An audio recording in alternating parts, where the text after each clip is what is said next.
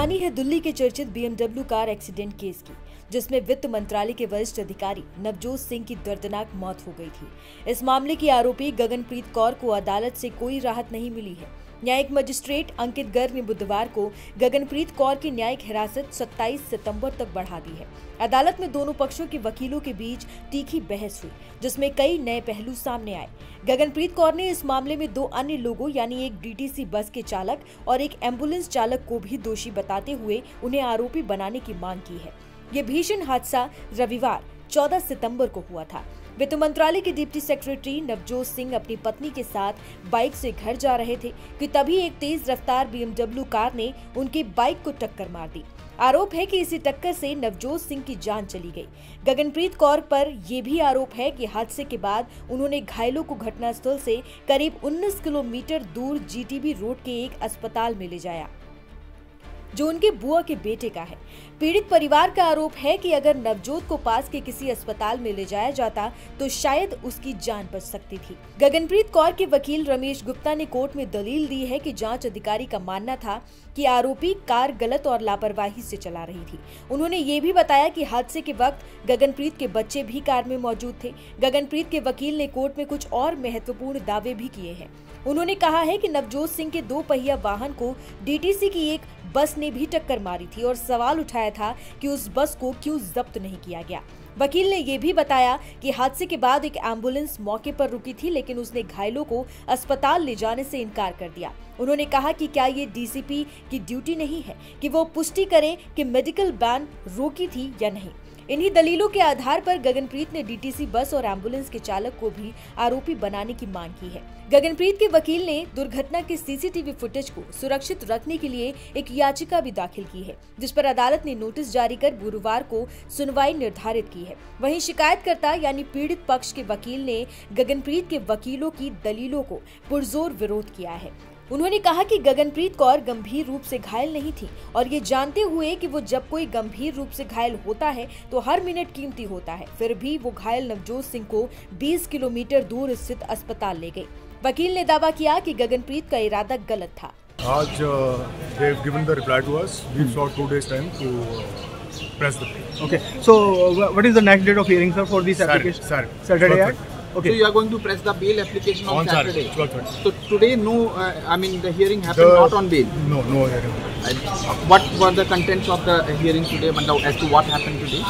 Only that the APP was not prepared and he wants time to prepare, and bail application will be on Saturday. You asked for CCTV footage as well? Yes. Notice has been issued. The applications are kept for.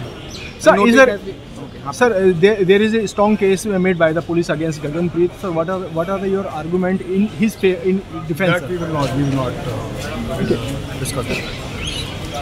पीड़ित के वकील ने आगे कहा कि उसके बाद महिला यानी कि गगनप्रीत कौर अस्पताल के ICU में भर्ती हो जाती हैं। 5 घंटे बाद फर्जी मेडिको लीगल केस बना रही हैं। उन्होंने ये भी सवाल उठाया कि एक तो बहुत तेज गाड़ी चला रही थी, सोचो रफ्तार कितनी अधिक होगी, इससे BMW ही पलट गई।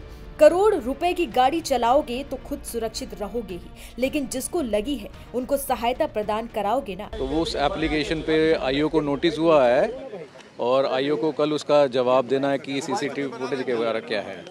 और बेल की एप्लीकेशन में प्रोसिक्यूशन ने रिप्लाई अपना फाइल किया है और जिस रिप्लाई को पढ़ने के बाद एक्यूज साइड ने टाइम मांगा कि हम इसको रिप्लाई के बाद इसका रिस्पांस करेंगे, तो आइडली तो मैटर सैटरडे के लिए एडजर्न हो गया बेल एप्लीकेशन।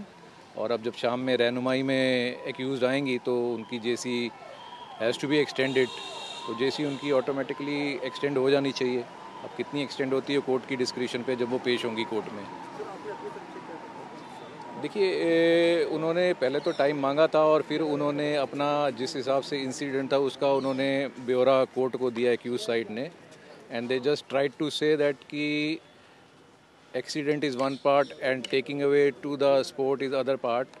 सो तो जो ऑफेंस था वो वहीं तक हो गया। उसके बाद तो we have explain to the court कि it is not 2 separate parts, it is a continuous part right from the accident to the taking away of the injured to the hospital.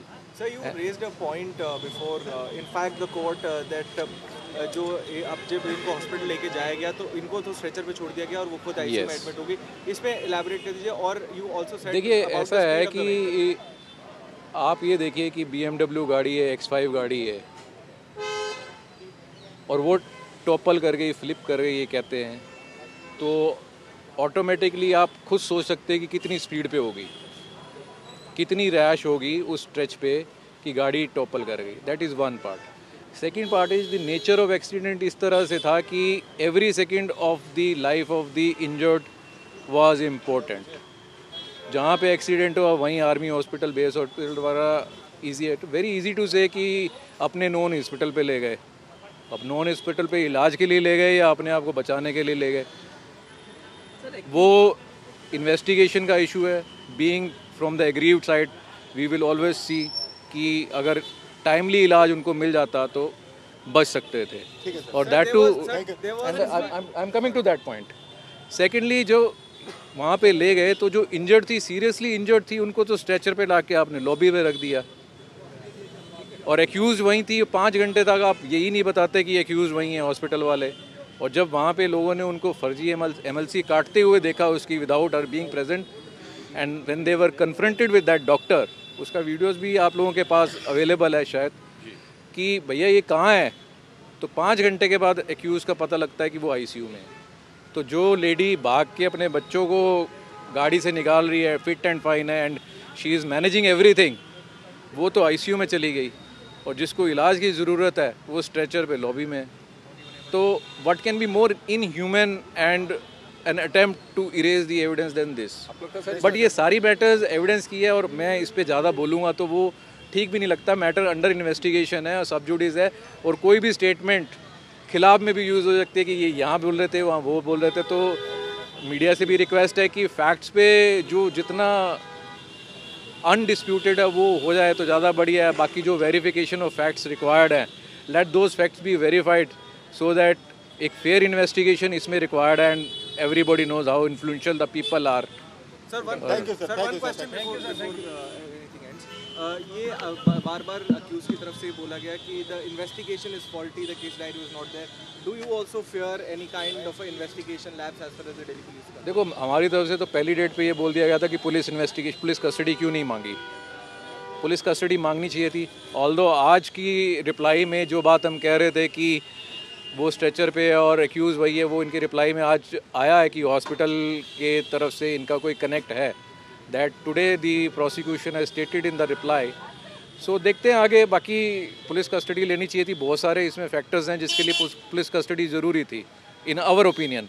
Rest police कर रही है, और अगर fair investigation नहीं होगा, हमें लगेगा at any point of time we will approach our remedies in honourable high court for seeking CBI inquiry और whatever it can B.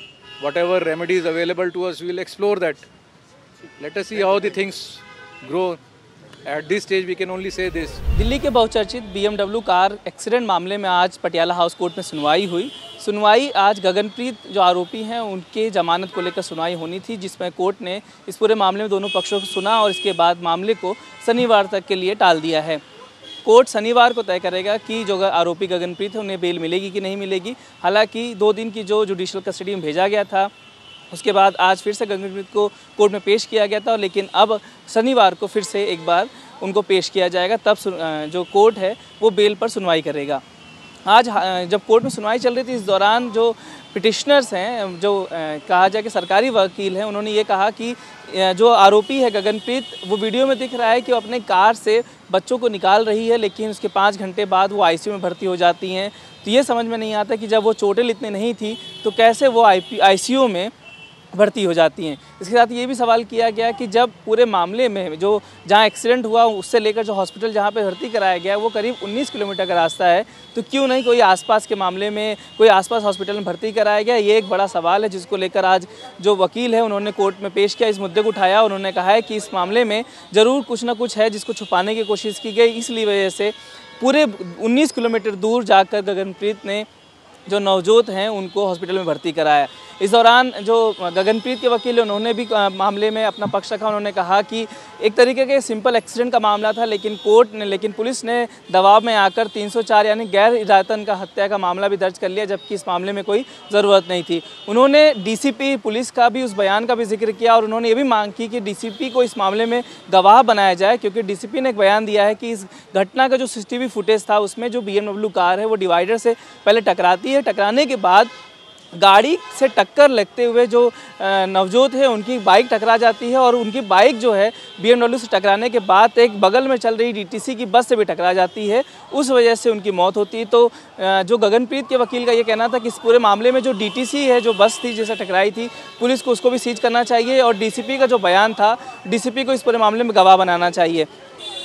Court ने आज दोनों पक्षों की सुनवाई को, दोनों वकीलों के जिरह को सुना। उसके बाद कोर्ट ने कहा है कि इस मामले में अगली जो सुनवाई है वो शनिवार को होगी। इस मामले में दूसरा एक पक्ष और भी है। इस मामले में जो CCTV फुटेज है घटना का, उसको लेकर भी आज गगनप्रीत के वकील ने एक नया पिटीशन फाइल किया है, एक नया एप्लीकेशन लगाया है कोर्ट में। उन्होंने मांग की है कि जो CCTV फुटेज है उसको प्रिजर्व रखा जाए, उसमें कोई छेड़छाड़ ना किया जाए, ना इसको डिलीट किया जाए, क्योंकि इस पूरे मामले में CCTV जो फुटेज है वो बहुत महत्वपूर्ण है, इस वजह से उसको प्रिजर्व किया जाए। इस मामले में आज कोर्ट ने CCTV को प्रिजर्व करने के मामले में नोटिस जारी कर दिया और इस मामले में अब कल सुनवाई होगी। वहीं जमानत के मामले में जो है वो शनिवार को सुनवाई होगी।